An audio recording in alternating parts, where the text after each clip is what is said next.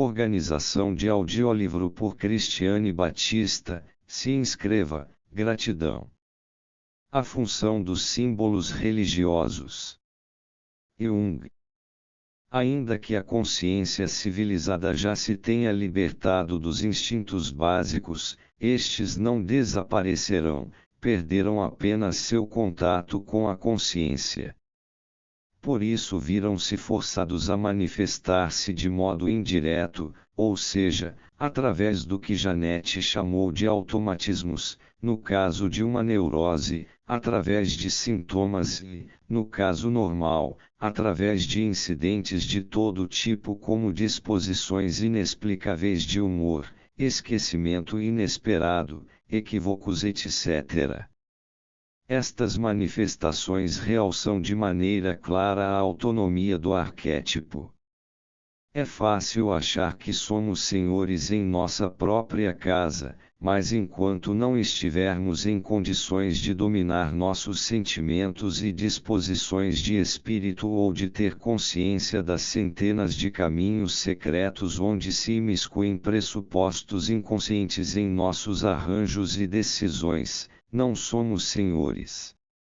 Ao contrário, temos tantos motivos de incerteza que faríamos bem em pensar duas vezes antes de agir. A pesquisa da consciência é impopular ainda que fosse muito necessária, sobretudo em nosso tempo em que o homem está ameaçado por perigos mortais, que ele mesmo criou e que lhe fogem ao controle.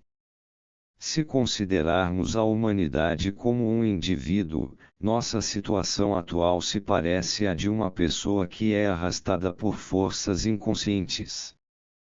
Pela cortina de ferro está dissociado como um neurótico. O homem ocidental que até aqui representou a consciência autêntica percebe aos poucos a vontade agressiva de poder do lado oriental e se vê forçado a medidas incomuns. Todos os seus vícios, ainda que desmentidos oficialmente e encobertos pelas boas maneiras internacionais, lhe são lançados em rosto de forma escandalosa e metódica pelo Oriente.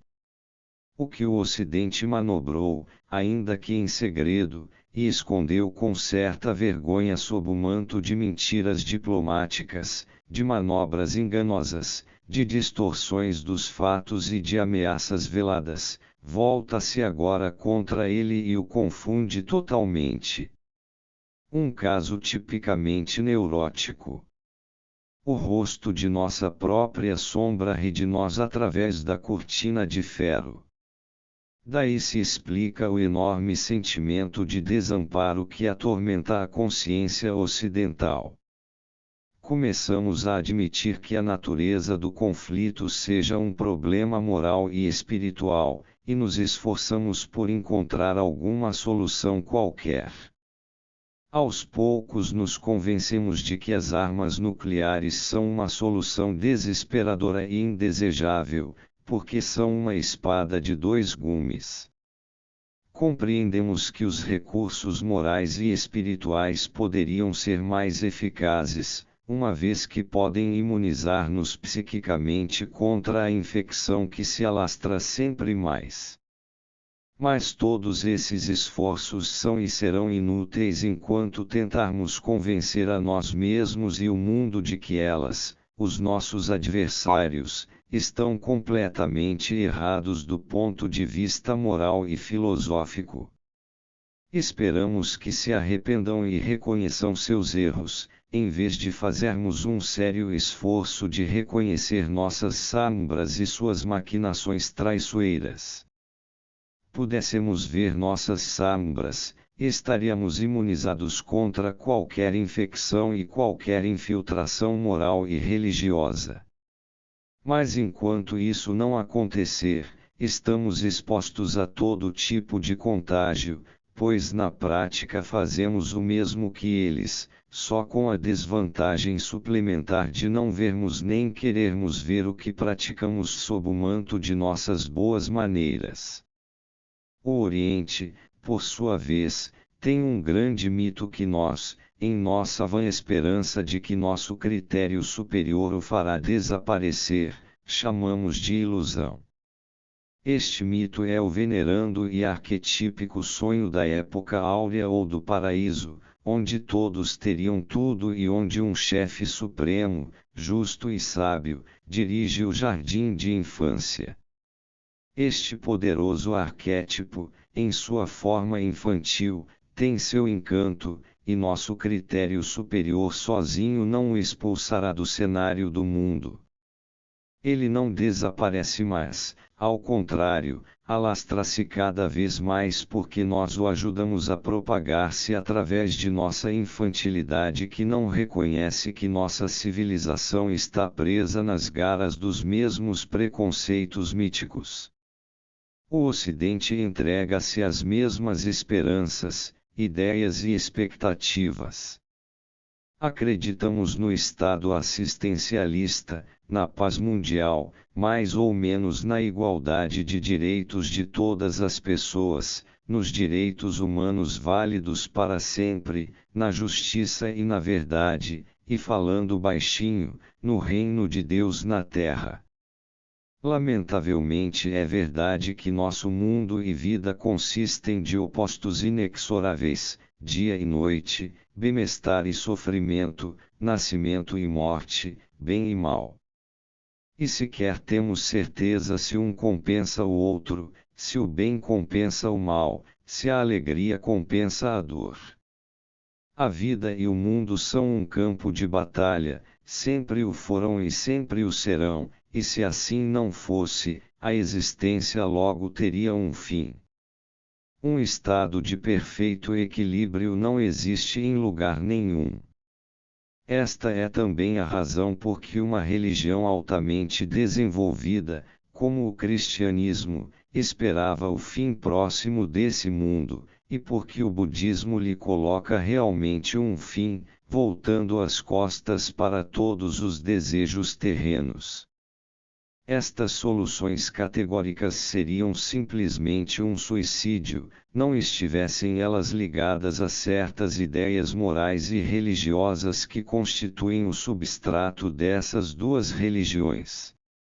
Lembro isso porque em nossa época há muitas pessoas que perderam sua fé em uma ou outra das religiões do mundo. Já não reservam nenhum lugar para ela. Enquanto a vida flui harmoniosamente sem ela, a perda não é sentida. Sobrevindo, porém, o sofrimento, a situação muda às vezes drasticamente. A pessoa procura então subterfúgios e começa a pensar sobre o sentido da vida e sobre as experiências acabrunhadoras que a acompanham.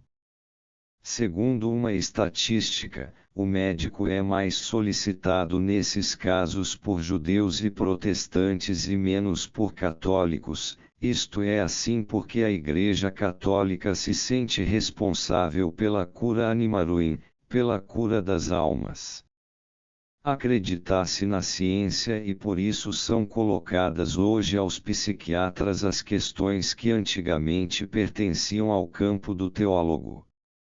As pessoas têm a sensação de que faz ou faria grande diferença se tivessem uma fé firme num modo de vida com sentido, ou em Deus e na imortalidade. O fantasma da morte que paira ameaçador diante delas é muitas vezes uma força motriz bem forte nesses pensamentos. Desde tempos imemoriais, as pessoas criaram concepções de um ou mais seres superiores e de uma vida no além. Só a época moderna acredita poder viver sem isso. Pelo fato de não se poder ver, com a ajuda do telescópio e do radar, o céu com o trono de Deus e pelo fato de não se haver provado, com certeza, que os entes queridos ainda vagueiam por aí com um corpo mais ou menos visível, supõe-se que essas concepções não sejam verdadeiras. Enquanto concepções não são, inclusive, verdadeiras o bastante, pois acompanharam a vida humana desde os tempos pré-históricos e ainda agora estão prontas a irromper na consciência na primeira oportunidade. É até lamentável a perda dessas convicções. Tratando-se de coisas invisíveis e irreconhecíveis, Deus está além de qualquer compreensão humana, e a imortalidade não se pode comprovar para que procurar testemunhos ou a verdade. Suponhamos que nada soubéssemos sobre a necessidade do sal em nossa alimentação, assim mesmo nos beneficiaríamos de seu uso.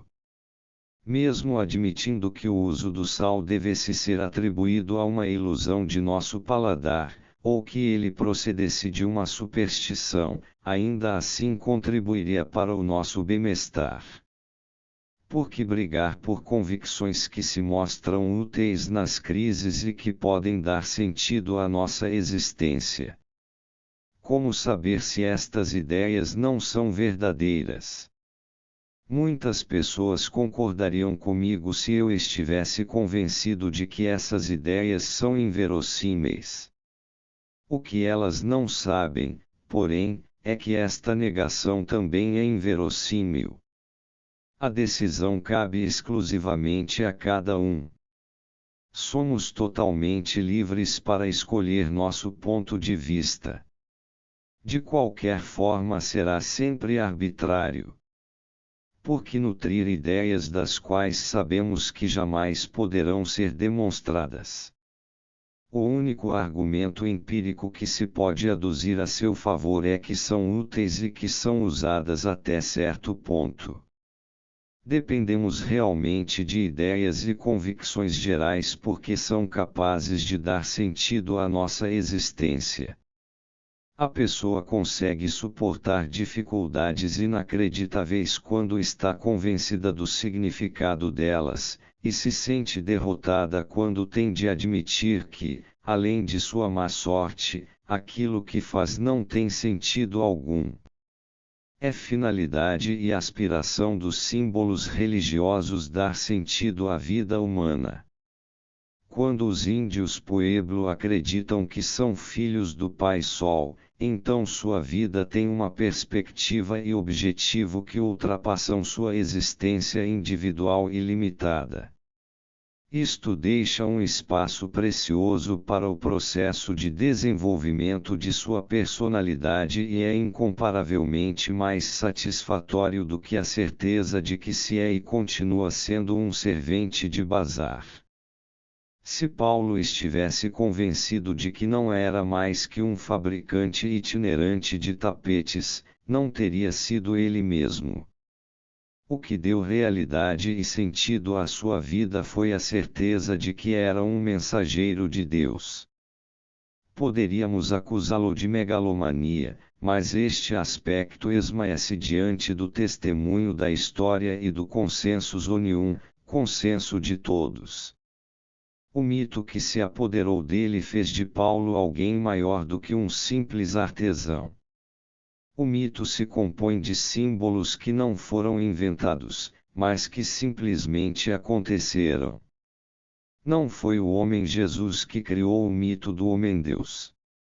Este já existia há séculos. Ao contrário, ele mesmo foi tomado por esta ideia simbólica que, segundo descreve Marcos, o tirou da oficina de carpinteiro e da limitação espiritual de seu meio ambiente. Os mitos provêm dos contadores primitivos de histórias e de seus sonhos, de pessoas que eram estimuladas pelas noções de sua fantasia e que pouco se diferenciaram daquelas que mais tarde chamaríamos de poetas ou filósofos. Os contadores primitivos de histórias nunca se perguntaram muito sobre a origem de suas fantasias. Só bem mais tarde começou-se a pensar sobre a procedência da história. Já na Grécia Antiga, o intelecto humano estava suficientemente desenvolvido para chegar à suposição de que as histórias que se contavam sobre os deuses nada mais eram do que tradições antigas e exageradas de reis da antiguidade e de suas façanhas. Já naquela época supunham que o mito não devia ser tomado literalmente por causa de seu absurdo óbvio. Por isso tentaram reduzi-lo a uma fábula de compreensão geral. É isso precisamente que nossa época tentou fazer com o simbolismo dos sonhos. Pressupõe-se que o sonho não signifique exatamente o que parece dizer, mas algo conhecido e compreendido em geral que, devido à sua qualidade inferior, não é declarado abertamente. Mas, para quem se livrara de seus antolhos convencionais já não havia mistério. Parecia certo que os sonhos não significavam exatamente aquilo que aparentavam dizer, mas outra coisa. Esta suposição é, no entanto, completamente arbitrária. Já o Talmud dizia com mais acerto: o sonho é sua própria interpretação. Por que deveria o sonho significar outra coisa e não aquilo que nele se manifesta? Existe na natureza alguma coisa que seja diferente do que ela é? O platípode, por exemplo, aquele monstro primitivo que nenhum zoólogo poderia ter inventado, não é ele simplesmente o que é? O sonho é um fenômeno normal e natural que certamente é apenas aquilo que é e nada mais significa do que isso. Dizemos que seu conteúdo é simbólico não só porque ele evidentemente possui um significado, mas porque aponta para várias direções e deve significar algo que é inconsciente ou que, ao menos, não é consciente em todos os seus aspectos. Para um intelecto científico, fenômenos como as representações simbólicas são altamente irritantes porque não se deixam formular de maneira satisfatória à nossa inteligência e ao nosso modo lógico de pensar. Elas não estão isoladas dentro da psicologia. As dificuldades já começam com o fenômeno do afeto ou das emoções, que foge a qualquer tentativa do psicólogo de traçar-lhe os limites de um conceito mais preciso. A causa da dificuldade é a mesma em ambos os casos, é a intervenção do inconsciente. Estou suficientemente familiarizado com o ponto de vista científico para entender que é sumamente desagradável ter de lidar com fatos que não conseguimos entender plenamente ou, ao menos, de modo satisfatório. Em ambos os casos a dificuldade está em que nos vemos confrontados com fatos indiscutíveis, mas que não podem ser expressos através de conceitos intelectuais. Em lugar de particularidades observáveis e de características nitidamente distinguíveis, é a própria vida que se manifesta em emoções e ideias simbólicas. Em muitos casos elas são evidentemente as mesmas. Não existe fórmula intelectual capaz de resolver esta tarefa impossível e expor satisfatoriamente algo tão complexo. O psicólogo acadêmico é perfeitamente livre em deixar de lado a emoção, ou o inconsciente, ou ambos, mas a realidade persiste. Ao menos o psicólogo clínico deve dar-lhes muita atenção, pois os conflitos emocionais e as interferências do inconsciente são características de sua ciência. Ao tratar de um paciente, ele será confrontado com tais coisas irracionais, quer saiba formulá-las intelectualmente, quer não. Ele deve reconhecer sua existência bastante incômoda. Portanto, é natural que alguém, que não tenha sentido ou experimentado os fatos de que fala o psicólogo clínico, possa não entender sua terminologia. Quem não teve a oportunidade ou a infelicidade de passar por esta situação, ou outra semelhante, quase não está em condições de entender os fatos que começam a acontecer quando a psicologia deixa de ser uma ocupação de trabalho sereno e controlado e se torna uma verdadeira aventura da vida. Tiro ao alvo num estande de tiro ainda não é uma batalha, mas o médico tem que lidar com feridos numa verdadeira guerra. Por isso tem que interessar-se pelas realidades psíquicas, mesmo que não consiga defini-las com conceitos científicos. Pode dar-lhes nomes, mas sabe que os conceitos que usa para designar os fatores principais da vida real não pretendem ser mais do que nomes para fatos que devem ser experimentados em si porque não são reproduzíveis através de seus nomes. Nomes são apenas palavras e palavras nunca equivalem aos fatos.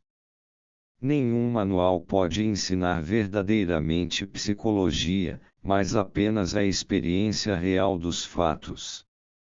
Não basta aprender de cor palavras para obter algum conhecimento, pois os símbolos são realidades vivas, existenciais e não simples sinais de algo já conhecido. Na religião cristã, a cruz é um símbolo muito significativo que exprime uma diversidade de aspectos, representações e emoções, mas uma cruz precedendo o nome de uma pessoa significa que ela já morreu. O falo, ou lingam, serve na religião hindu de símbolo universal, e mesmo que um garoto use um quadro desses para decorar um canto escuro, isto significa simplesmente que tem interesse em seu pênis. Na medida em que fantasias infantis e da adolescência penetram fundo na idade adulta, ocorrem muitos sonhos que contêm indiscutíveis alusões sexuais.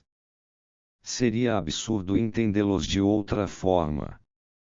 Mas quando um telhador fala de monjas e freiras que devem ser colocados uns sobre os outros, ou quando um serralheiro europeu fala de chaves masculinas e femininas, seria absurdo supor que ele está se ocupando com fantasias de juventude. Eles simplesmente pensam num tipo bem determinado de telhas ou chaves. Esses objetos não são símbolos sexuais. Apenas receberam nomes sugestivos. Mas quando um hindu culto fala conosco sobre o lingam, ouvimos coisas que jamais teríamos ligado ao pênis. Inclusive é muito difícil adivinhar o que ele entende exatamente por este conceito, e chega-se à conclusão natural de que o lingam simboliza muitas coisas. O lingam não é de forma alguma uma alusão obscena, assim como a cruz não é apenas um sinal de morte, mas também um símbolo para grande número de outras concepções. Muito depende da maturidade do sonhador que produz tal quadro. A interpretação de sonhos e símbolos requer certa inteligência. Não é possível mecanizá-la ou incuti-la em cabeças imbecis e sem fantasia. Ela exige um conhecimento sempre maior da individualidade do sonhador, bem como um autoconhecimento sempre maior por parte do intérprete. Ninguém familiarizado com este campo negará que existem regras básicas que podem ser úteis, mas devem ser usadas com cautela e inteligência. Não é dado a todos dominar a técnica. Pode-se seguir corretamente as regras, andar pelo caminho seguro da ciência e, assim mesmo, incorrer no maior absurdo pelo fato de não ter levado em consideração um detalhe aparentemente sem importância que não teria escapado a uma inteligência mais aguçada. Mesmo uma pessoa com inteligência altamente desenvolvida pode errar muito porque não aprendeu a usar sua intuição ou sentimento que podem, inclusive, estar num grau de desenvolvimento lastimavelmente baixo. Fato é que a tentativa de entender símbolos não se confronta só com o símbolo em si, mas com a totalidade de um indivíduo que gera símbolos. Se tivermos real aptidão, podemos ter algum êxito. Mas, via de regra, é necessário fazer um exame especial do indivíduo e de sua formação cultural. Com isso pode-se aprender muita coisa e aproveitar a oportunidade de preencher as próprias lacunas culturais. Tracei como norma para mim considerar todo caso como tarefa totalmente nova, do qual não sei nada. A rotina pode ser útil e, de fato enquanto estamos lidando com a superfície, mas quando atingimos os problemas principais, a própria vida toma o comando e, então, até as premissas teóricas mais brilhantes tornam-se palavras ineficazes. Isto faz do ensino dos métodos e técnicas neste campo um grande problema. Como falei acima, o estudante precisa assimilar uma quantidade de conhecimentos específicos. Isso lhe proporciona as ferramentas intelectuais necessárias, mas o principal, isto é, o manejo delas, ele só o aprende depois de submeter-se a uma análise que lhe mostrará os seus próprios conflitos. Para alguns indivíduos ditos normais, mas sem fantasia, isto pode ser uma tarefa penosa. Eles são incapazes, por exemplo, de reconhecer o simples fato de que os acontecimentos psíquicos nos acometem espontaneamente. Tais pessoas preferem ater-se à ideia de que aquilo que sempre acontece é produzido por eles mesmos ou é patológico, e deve ser curado por comprimidos ou injeções. Esses casos mostram que a normalidade enfadonha está próxima da neurose. Além do mais, são também estas pessoas que mais rapidamente são vítimas de epidemias mentais. Em todos os graus mais elevados da ciência desempenha papel cada vez mais importante, ao lado do puro intelecto e de sua formação e aplicabilidade, a fantasia e a intuição.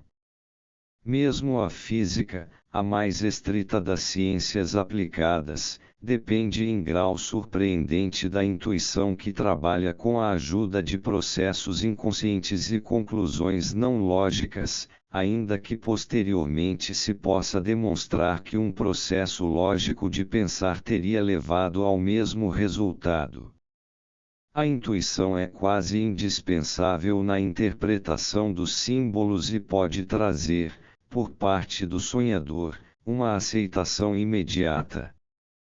Por mais convincente que seja subjetivamente essa feliz ideia, é também perigosa, pois pode conduzir alguém para um sentimento falso de certeza. Pode até mesmo levar a que o intérprete e o sonhador transformem em costume esta forma de troca relativamente fácil, o que pode terminar numa espécie de sonho comum. O fundamento seguro de um conhecimento e compreensão intelectuais e morais genuínos se perde quando a gente se contenta com a vaga sensação de haver entendido. Quando perguntamos a essas pessoas sobre as razões de sua assim chamada compreensão, normalmente se verifica que não sabem dar nenhuma explicação. Só podemos explicar e conhecer quando colocamos nossa intuição sobre a base segura de um conhecimento real dos fatos e de suas conexões lógicas.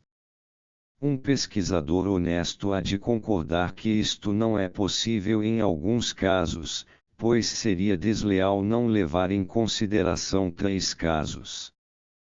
Sendo o cientista uma simples pessoa humana, é perfeitamente natural que odeie as coisas que não sabe explicar e caia na bem conhecida ilusão de que aquilo que hoje sabemos é o mais alto grau do conhecimento. Nada é mais vulnerável e passageiro do que as teorias científicas que sempre são meros instrumentos e nunca verdades eternas.